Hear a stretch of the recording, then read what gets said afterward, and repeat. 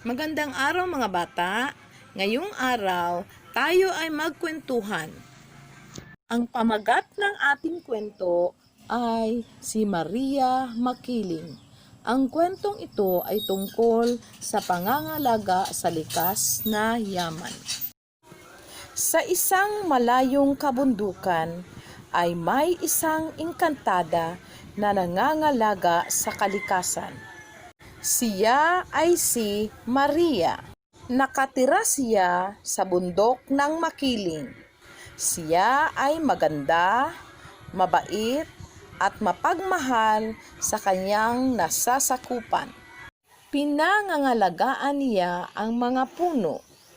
Ayaw niyang pinuputol ang mga puno sa gubat. Upang hindi na putulin ang mga puno, binibiyayaan niya ang mga tao ng mga bunga mula rito. Mahal din ni Maria ang mga hayop.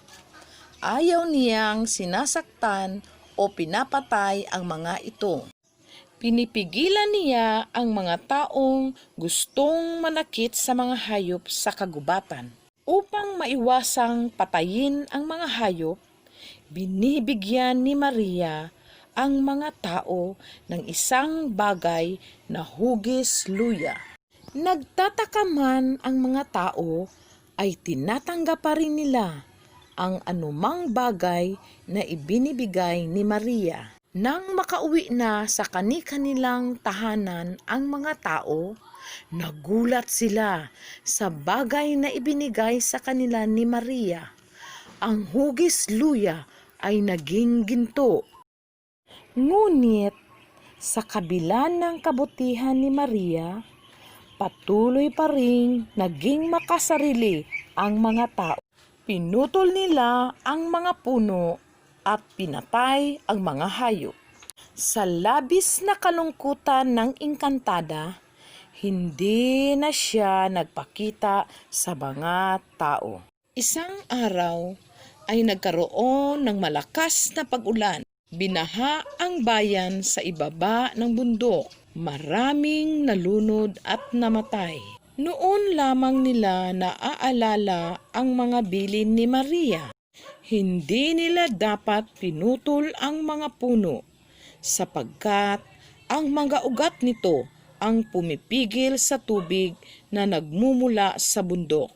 Huli na nang maisip nila na tama pala ang engkantada. Mula noon ay nagbago na ang mga tao. Gayunman, hindi na muling nagpakita si Maria.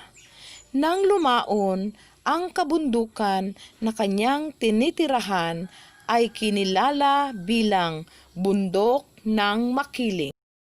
Ang aral na natutunan natin sa kwento ay dapat nating pangalagaan ang likas na yaman.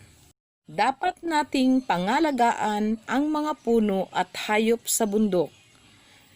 Hindi dapat pumutol ng mga puno upang ang bayan ay hindi bumaha. Maraming salamat sa inyong pakikinig. Hanggang dito na lang.